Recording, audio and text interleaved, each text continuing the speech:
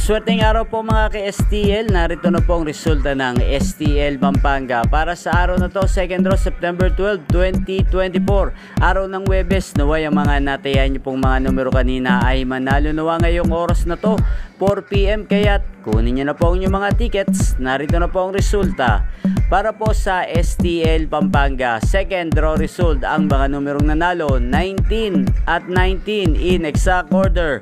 Pompiang 19. Sa lahat po ng nakataya ng Pompiang 19 or 1919, congrats po sa inyo.